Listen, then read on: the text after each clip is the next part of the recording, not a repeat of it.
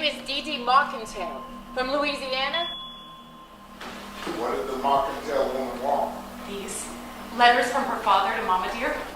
I want to read these letters. No, it's a bunch of lies, and I don't want you running around here trying to convince me it's not. Impossible matin, je n'ai tout voulu, je l'ai couché, je suis couché dans le personne et vous, bella nostra amor, ainsi que vous.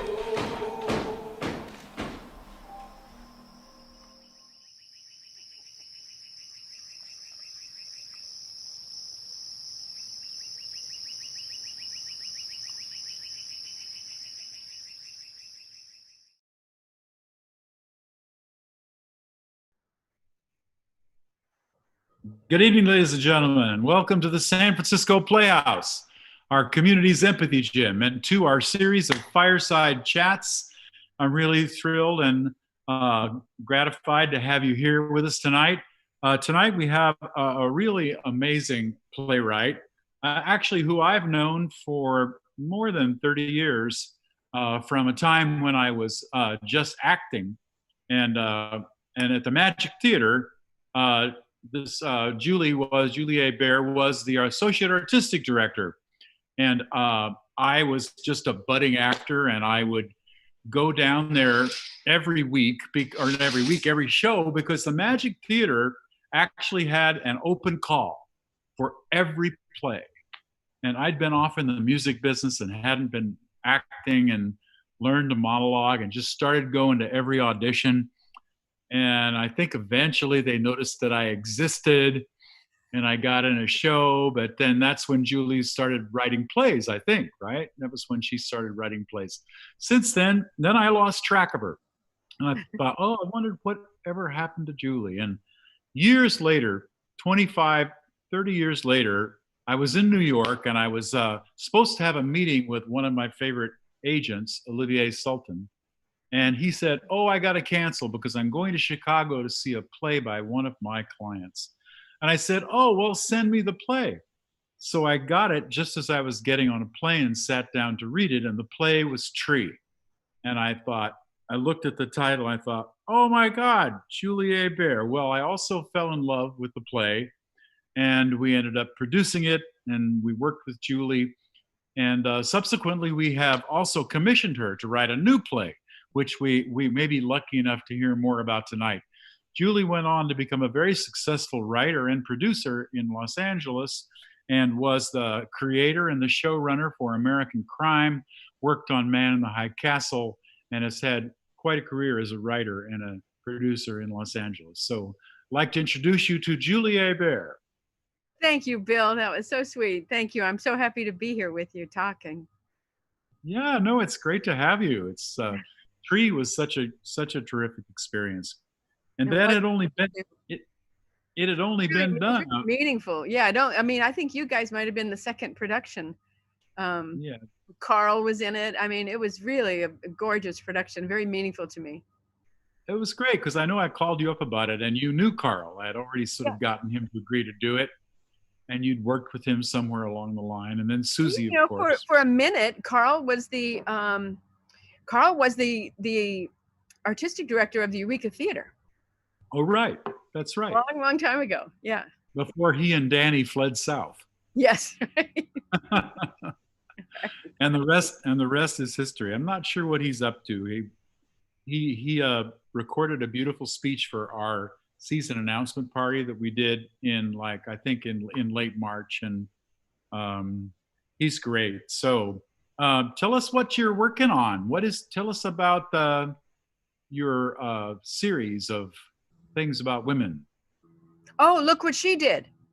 Look what she did. Tell us a little about that. It's a small nonprofit that I do, and we've been doing it for 7 years. And I interview women, and they tell me a story about an amazing, mind-blowing woman who you've never heard of. Somebody who's done something amazing to change the world, but nobody's ever heard of her. And so we started this in my backyard because I went down to jury duty downtown Los Angeles, and this giant 17-story building was named after a woman I never heard of, Clara Shortridge Fultz. And so I went home and was like, what's the deal? Why do I not know? I mean, she must be important, you know. She's mind blowing. She's like crazy. This woman came from Oklahoma. So there's a helicopter going by, but this woman was born, came from Oklahoma, got married at 15. Can you hear me? Oh yeah, you're fine. Okay. Urban. Had 5 kids. Her husband took her to California and abandoned her. So she's got 5 kids by herself, no family. She decides she wants to go to law school. This is like 1880. They don't allow women into law school. So she sues them. She actually goes for 5 days and they kick her out because they said she was distracting to the other people because, you know, she was beautiful. So she sues them. She wins. By the time she wins the suit, she can't afford it. So she just takes the law school exam and passes it. She becomes the first female lawyer in California. Okay, all of that's really interesting, but it's not the mind-blowing part. She can't get a job. She's prosecuting prostitutes and drunks and, low-level crimes. And she thinks, I could get any of these people, I could put them all in jail because they don't know their rights. What we need is a public defender program. So Clara Shortridge Fultz invented the public defender program, even though it wasn't to her advantage as a prosecutor. She just didn't think it was a fair fight. So then she gets it passed in California. She goes to New York. She gets it passed across the country. She became the first woman in her 80s to run for governor of California. I mean, she was just, a mother of a very important part of our legal system. And nobody's ever heard of her. Yeah, like a powerhouse. I mean, and 5 kids by herself the whole time. So whenever you feel bad about how tough your life is, I think about Clara and go, I think I can keep going. I think I might be able to make it through the next day. Yeah. Yeah. How did your American Crime series, how did that come about? How did you? It's interesting. So I didn't create that. You said created, but that was created by John Ridley. And John Ridley is a friend of mine I've known for many years. He was on the first television show that I was on, Third Watch, a long time ago. He wrote 12 Years a Slave, the movie 12 Years a Slave. Oh. So he's the one who created American Crime. And then when he was pulling together the room to who the writers were going to be, he invited me to join him. So I came in as a, sort of the high-level person to work with him and Michael McDonald to make the show, which we did over 3 years. And it was a really great and unusual show. It was on ABC, which is a network, and it shouldn't have been there. It should have been on more of a cable or streaming kind of thing because it was very edgy, very sort of realistic telling, nuanced telling of, very tough stories. So we had a lot of great critical response. We had, good, solid audiences, but it didn't have that ABC network sort of vibey, happy thing. So it didn't. But it was tougher than what you usually see on network. It wasn't. No, it was different. It was tougher, and I think it was really tough on. It was really tough on people. I think looking back on it from the Black Lives Matter moment, it feels like it was tough on the white people, particularly. Sure. Appropriately. They were just all up into some bad points of view and getting away with stuff. And one of the things that was a gauge, a way that we measured every character in when we did American Crime is there were no villains. We made sure, and that's how we looked at it. There were no villains, no good guys, no bad guys. Have you seen that show where people are, is it Afterwards or something? It's a TV show where people are about to die, but they can go into this like cyber reality where their personality exists in a digital zone or something. Yeah, right. Like the Matrix or something. Yeah. It's actually I don't know about it. What? It's a television show? I can't remember the name of it, but it's pretty good. It's actually pretty funny and a good satire, of American values and such. And I'd like to see it. I don't know what that is. I don't know about that. I'll look. I can never remember the name of anything. I think it's just like old age or something, Yeah. But Susie will remember.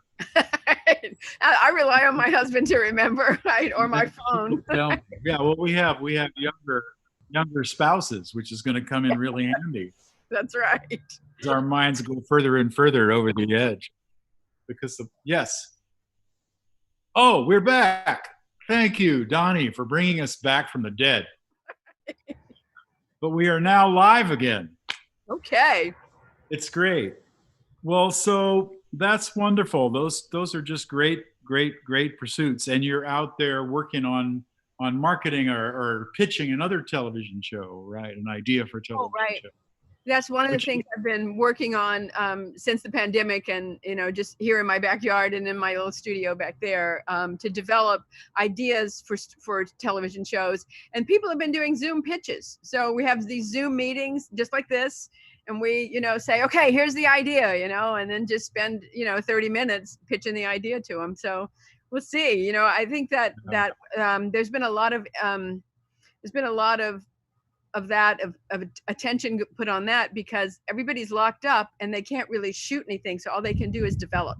So there's been a lot of attention on development and developing new ideas. Well, speaking of development, that's a big part of what we're able to do, is to develop new plays. And we've got a new play that you're working on. Yes. Right now, as we speak. Is that hard? Is it hard to write in the current climate? I've talked to some playwrights who've had a hard time sort of focusing on writing. How is the play coming? Well, there's so much to say about how it's coming, because it's a big subject for me, and it's a subject that I've been interested in since I was a kid. And so the bigness of the theme is intimidating in a way, not intimidating that causes me not to write, but it causes me I want to write too many things. And so this is part of the process that I think that I've gone through with almost every one of my plays, is at a certain point in the beginning, it seems to be about everything I believe, everything I care about. And so there's I write too much, and then at certain point I realize I have to begin untangling it and go, oh, this belongs over there in that play, and this is that play. So it's like they go in different pieces, or this goes into, maybe I should just write that as a short story, or maybe that should be something for television. But so, and then it begins to, at some point, form itself more efficiently, the way that a play needs to finally be, 90 minutes or 2 hours. And so, So this one started off, and I talked to you about it, and it started off with this very clear idea, very clear plot. It was like totally clear. It was like, boy, I'm going to write this in 3 days. Yeah, this like really clear idea, clear plot, characters, everything. And then I got into it, and I think we did a reading of it. We did a reading. Or maybe like 6 months ago. Yeah, we did that one. Like that was the second version. So there was a version before that, or maybe I just read it myself, or I read it with a couple of friends or something, and I hated it. It was like, this is not it. This is just not, because it was very clearly the plot that I intended to write, and it wasn't connected to anything deeper.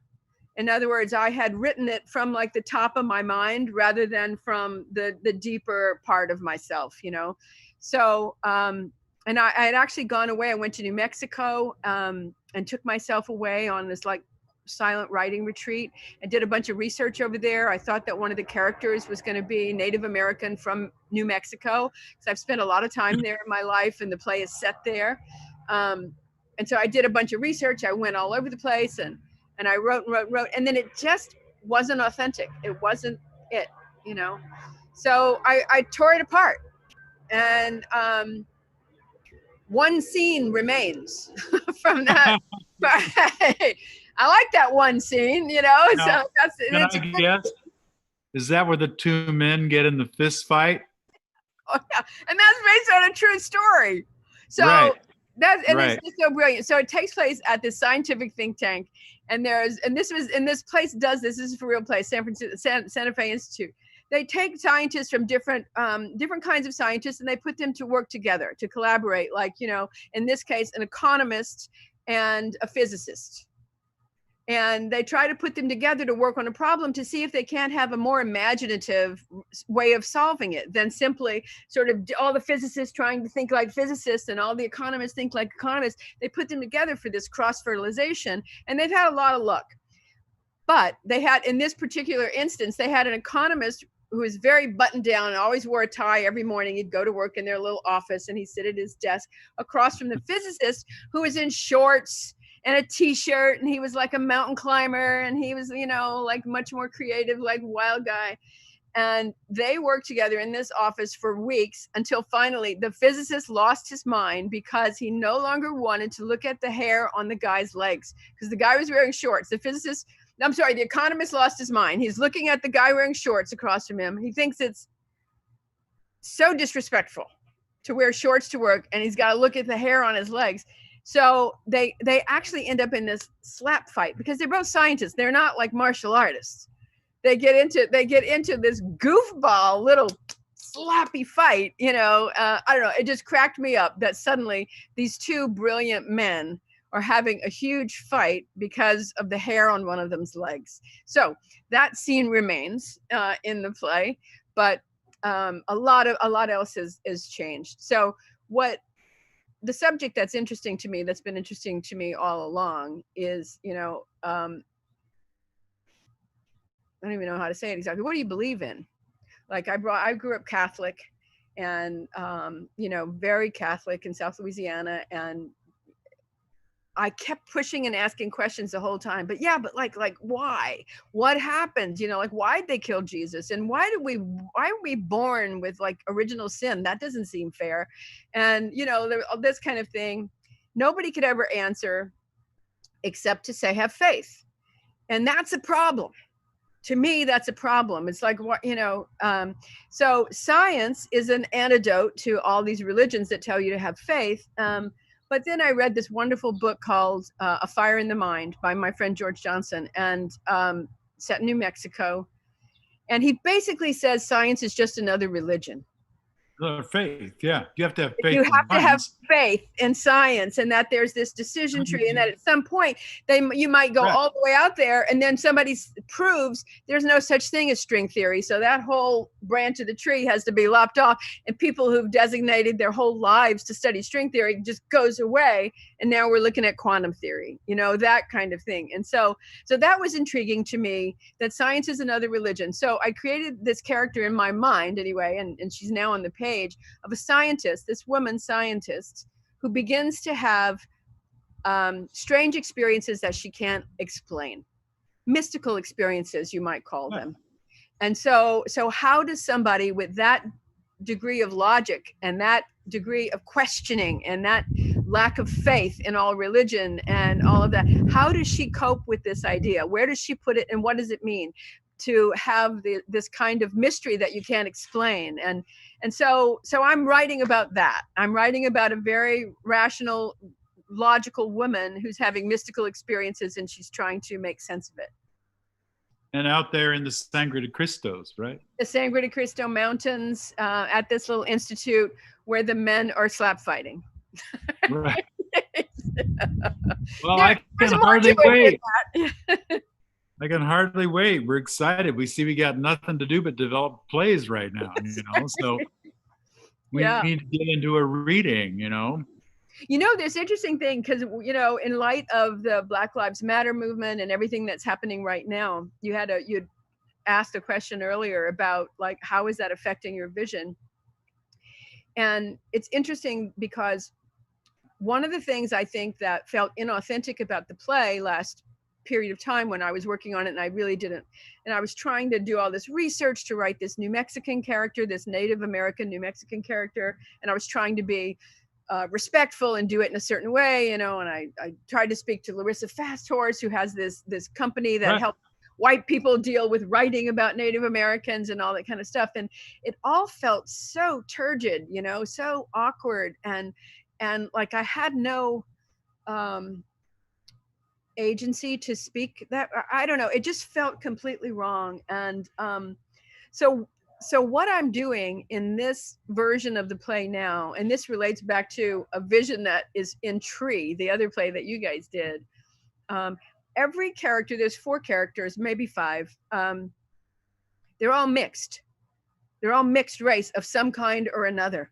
Everybody's like part one thing, part another thing. So there's nobody that's so we have a wonderful character who is both Native American and Spanish, New Mexican, which is very common there. We have, I took the male Jewish white old Nobel laureate and made him a woman. So she's got the same prejudices that he had and all those things, but she's also got so I've just sort of tried to mix everybody up in that same feeling tone as when we used in American Crime. Nobody's a villain and nobody's pure. Nobody's all good and nobody's all bad. And how that relates to Tree is that there's a moment when the old lady is up on the top of the furniture, and she's reminded of this vision that she had in the Grand Canyon when she was pregnant. It was a black girl and a white guy who were pregnant and having a baby. It was a mixed race marriage, and they were running away, and they had this vision in the Grand Canyon of all these mixed race children and all that. Like, that's where the world is going. The world is inevitably going, that we are all going to be mixed, and that people will no longer be able to do this kind of dominant, the idea of white dominance or any kind of dominance, that people will be all 3-dimensional people, not good, not bad, all mixed. So it's interesting, as I started thinking about your question, I started thinking, I think I'm having the same vision, except now I'm putting it on stage in front of us instead of telling the story about it, and it's less grand in a way, and it's more rooted in reality, that that all of us are, most of us are mixed already, and that we're going in that direction more and more. Does that make sense? Well, that's kind of a hopeful thing. Yeah, I'm trying to find some hope. Yes. Yeah. I think it is. I think, inevitably it's going to work out. It's just not going to work out fast enough for some of us. That's how I always feel. It doesn't work out too fast for others. I'm not complaining. I didn't mean to be leaning on you, but get it done. Yes. Yeah. I'm sure it'll be great. I'm really enjoying the process, though, Bill. I really am, because the pandemic, and I haven't really left my home very much at all since March. Yeah. And so I'm able to work in a slower way. So, yeah. So this used to be my studio here used to be the office for the nonprofit, and now it's just my writing studio. So I can set things up, and it feels much more personal, and it feels like a deeper space to work in. So I'm enjoying that slowness. That's great. But you're not getting up to see your granddaughter. No, we miss her. We Zoom with her. Away. We're all separated. We're all far away. Yeah. True. So we've been talking a lot with a whole group of playwrights about sort of what is the future of theater, and you were talking about a friend of yours that wrote a Zoom play, or a play that was intended to be done on Zoom. Yeah, she adapted it. So she'd written a play, which it was about a memorial. So people coming together to remember this person who had died. And then the pandemic happened and nobody could meet and work on it, but the theater company decided to do a Zoom reading, which a lot of theater companies are doing. So she adapted the play as if it was taking place during the pandemic, and the memorial is on Zoom. So she shortened it for one thing, which was good for Zoom, but she was also able to put visuals up, so she can, like, when they're remembering something, like if they show a photograph, then the screen goes with the photograph, and so you get a lot more impact that way. But also she started playing with, which I thought was completely fascinating, people's placement on the Zoom, and they're pointing down to one another if they're on top of somebody's head, or somebody walks in the room and they're like screaming in the background. And so she just began to write all of that stuff into the play, like the things that we've all starting to know about what it's like to deal with a Zoom meeting. And it was really interesting. I wonder if you could see it. Do they still have it, do you think? Is it still? Oh yeah, she sent it to me, because I didn't watch it live. I can send it to you. Send me the link, because I'd like to see what that looks like. Oh, I will. Her name's Tamar Halpern. Yeah. Who knows what we're going to be able to do, you know? But I like mean, I said before, people have been talking about the death of theater for 2,000 years. It's not going to die. It's just going to go into, and like I said, you're doing, and tomorrow, for example, in that theater company, people are doing very creative things given the constrictions we're dealing with. I think the idea of a live theater that's recorded in a 3-camera live shoot might be really unique. It'd be different. We'll see. Maybe combine the best of 2 different mediums. Yeah. You know, and I think I keep imagining that when we finally come back to being able to sit shoulder to shoulder in a theater, or every other seat where we can put a significant number of people back in the theater, I think the people are really going to want to see meat. You know, they're not going to want to see fluffy stuff. I think people are going to want to see just gritty, challenging people coming to terms with difficult stuff, fighting their way through transitions, you know. Yes, and musicals.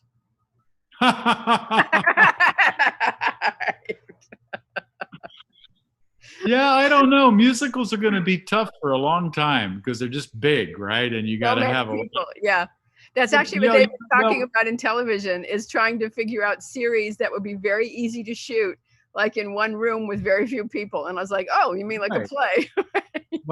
Yeah, totally. I mean, we were going to do Follies this summer, for crying out loud, which is a cast of 18 plus a band of 6 plus 3 or 4 backstage, helpers. Yeah. So you got nearly 30 people at our theater backstage, and you can't. How would you ever? How would the actors even be? Yeah. So I don't know. Somebody was suggesting that we only should do. We could do plays for a while which actually only had real couples. Oh yeah, who are already in their bubble, right? Yeah, so they can kiss and make out and hit each other and run around, right? Smack each other around, roll around the floor. Do something with you and Susie and your daughter, Lauren. Yeah, we could. Well, because Lauren is actually part of our pod. Have you heard this expression? Now you can have a pod. So Lauren and my granddaughter Zelda are part of the pod. So yes, we could do a 3-person play and nobody could stop us. Yes, that's right. We could wrestle and spit and people would go, people would cheer. They would go, they're kissing, they're spitting in public. Yeah. Possible. You should do it. Or maybe someday there will be a movie about the making of that play. That would be funnier somehow. Right. I don't know. It'll end up in divorce, though. You better watch out. Yeah, I mean, if you get out there on stage and you can do and say whatever you think and feel, who knows what could happen? What would be the play? Somebody had suggested that we do love letters. The Gurney play, Gurney, right? People reading love letters. I mean, there's so many little 2-character plays that. Yes. And there are a lot of couples, right, that are in the acting. That's a better idea than 1-person plays. Yeah, which I'm sure a lot of people are thinking of too. Oh, definitely. Yeah. Well, great. Thank you for coming aboard. Awesome. Thank you so much for inviting me. This was a blast. Our Fireside chat. It's so great to see your face, and it sounds, everything I hear about our commission just sounds terrific. I think it's going to be. I'm sorry it's taking so long.